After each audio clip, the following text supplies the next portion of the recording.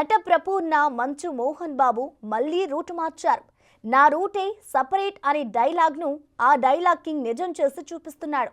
విలక్షణ నటుడి ఆలోచనలు విలక్షణంగానే ఉంటాయని పొలిటికల్లో మరోసారి ప్రూవ్ చేసుకుంటున్నారు.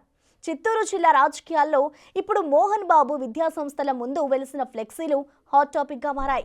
ఎంబీయూ ముందు తాజాగా సీఎం చంద్రబాబు, మంత్రి నారా లోకేష్ ఫ్లెక్సీలు సినిమా సెట్టింగ్లని తలపిస్తున్నాయి. గతంలో అక్కడ అభిమానులు ఏర్పాటు చేసిన బాలకృష్ణ ఫ్లెక్సీలను ఎంబీయూ సిబ్బంది తొలగించారు. ఇప్పుడు పాత మిత్రుడితో మోహన్ బాబు దిగిన ఫోటోలతో పెద్ద పెద్ద ఫ్లెక్సీలు అక్కడ ప్రత్యక్షమవడం చర్చనీయాంశంగా మారింది.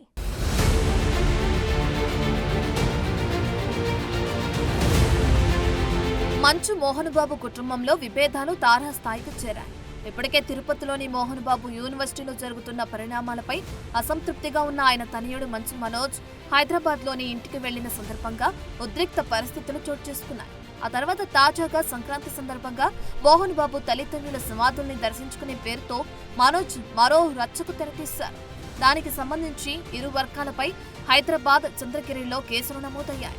మొత్తానికి మంచు ఫ్యామిలీ విభేదాలు డైలీ సీరియల్ గా కొనసాగుతూనే ఉన్నాయి.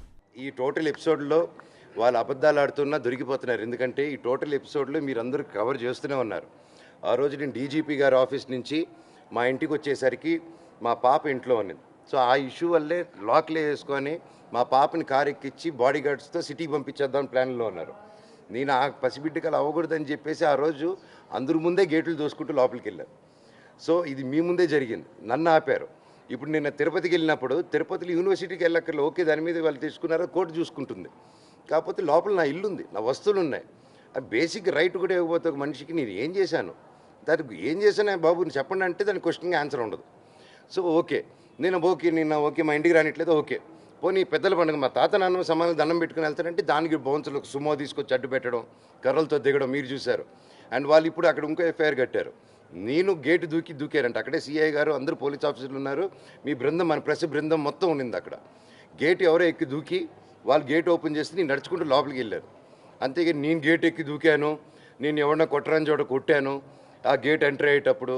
ఇంకా నోటికి ఏ వస్తే పక్కన ఎవడ ఏ సలహా చెప్తే అది రాసుకుంటే వెళ్ళి లాస్ట్లో ఒక సైన్ పెట్టడం, ఎఫ్ఐఆర్ రేజ్ చేయడం.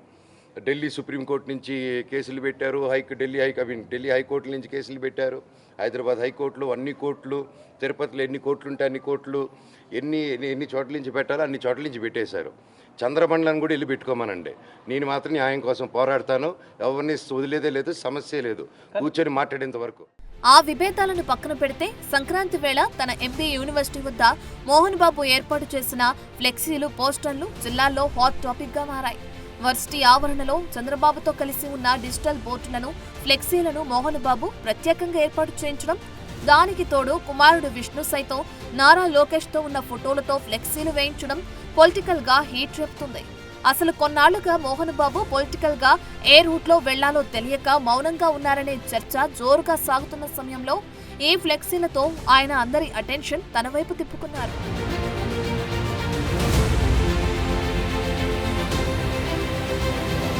ఒకప్పుడు టీడీపీలో యాక్టివ్గా ఉన్న మంచు భక్తవత్సల నాయుడు 1995 నుంచి 2001 వరకు రాజ్యసభ సభ్యుడిగా కూడా పనిచేశారు. 2019 ఎన్నికల సమయానికి వైసీపీకి జైకొట్టారు. చంద్రబాబు నాయుడుపై తీవ్ర విమర్శలు చేశారు. దానికి తోడు మోహన్ బాబు, మంచు విష్ణులు తన విద్యా సంస్థల్లో ఉన్న విద్యార్థుల ఓట్లను నమోదు చేయించి మరీ వైసీపీకి ఓట్లు వేయించారు.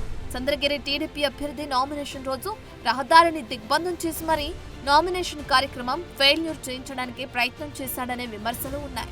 చంద్రబాబును ఓడించడమే లక్ష్యంగా వైసీపీకి సపోర్ట్ చేశారు.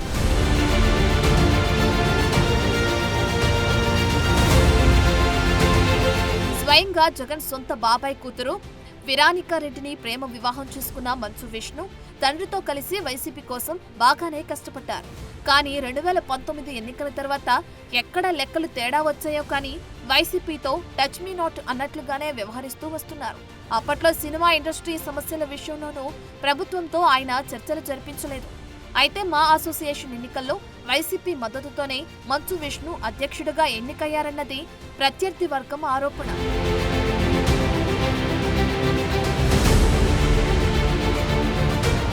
వైసీపీ అధికారంలోకి రాగానే మోహన్ బాబుకు టీటీడీ చైర్మన్ లేదా రాజ్యసభ ఇస్తారనే ప్రచారం సాగింది. ఆ తర్వాత ఫిలిం డెవలప్మెంట్ బోర్డు చైర్మన్ పదవి ఇస్తారనే వాదన వినిపించింది.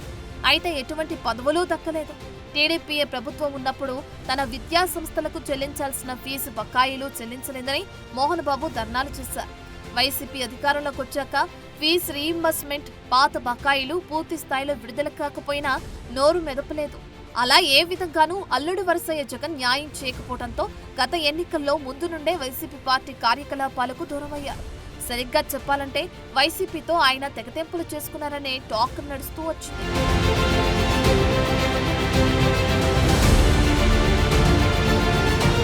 ప్రస్తుతం మోహన్ బాబు తన కుమారుడు మంచు విష్ణు హీరోగా తెరకెక్కుతున్న భారీ బడ్జెట్ మూవీ కన్నప్ప నిర్మాణ పనులు చూసుకుంటున్నారు.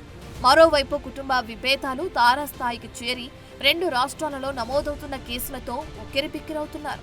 ఎన్నికల ముందు తన పేరు ఎవరూ వాడుకోవద్దు అంటూ మోహన్ బాబు లేఖ విడుదల చేశారు. ఏదో తాను పిలిపిస్తే బోల్డ్ ఓట్లు పడిపోతాయన్నట్లు ఆయన అలా లెటర్ రాయటం పలు విమర్శలకు దారితీసింది.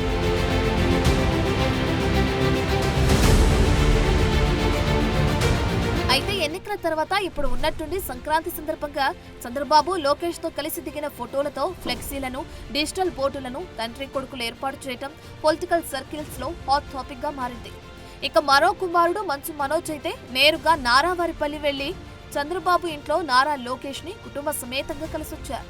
అయితే 2014 నుంచే మంచు మనోజ్ టీడీపీ నేతలతోనూ నారా లోకేష్ జనసేన పార్టీతోనూ మంచి సంబంధాలనే కలిగి ఉన్నారు.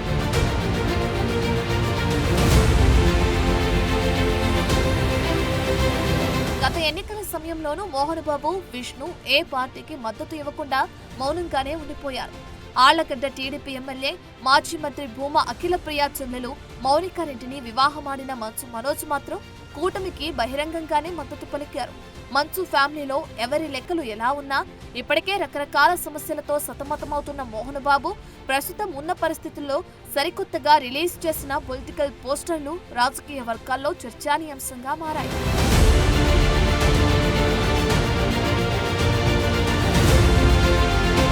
ఇటు కాలేజీ కార్యక్రమాలతో పాటు కన్నప్ప లాంటి భారీ బడ్జెట్ సినిమా రిలీజ్ కి సిద్ధమవుతున్న సమయంలో ప్రభుత్వం నుండి ఎలాంటి ఇబ్బందులు ఎదురుకాకూడదనే ఉద్దేశంతోనే తన పాత మిత్రుడు సీఎం చంద్రబాబు నాయుడిని ఆలింగనం చేసుకోవడానికి మోహన్ బాబు పోస్టర్లు రిలీజ్ చేశారన్న టాక్ జోరుగా సాగుతుంది. దాంతో వైసీపీతో ఇక తమకు సంబంధం లేదని ఆయన డైరెక్ట్ గానే మెసేజ్ ఇచ్చారని అంటున్నారు ఉమ్మడి చిత్తూరు జిల్లా పొలిటీషియన్లు. నేరుగా టీడీపీలోకి చేరలేకపోయినా ఫోటోలు, ఫ్లెక్సీల ద్వారా తాను టీడీపీకి దగ్గరయ్యాను అనే సందేశాన్ని ఇవ్వటమే ఆయన ఉద్దేశమని చెప్తున్నారు మోహన్ బాబు సన్నిహితులు.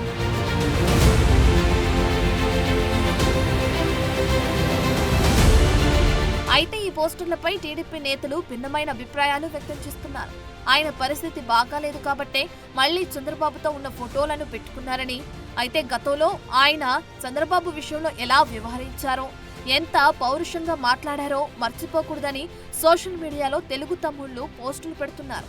మరి చూడాలి పాత మిత్రుడి ఫ్లెక్సీలు ఆహ్వానాన్ని టీడీపీ అధినేత ఎలా స్వీకరిస్తారు.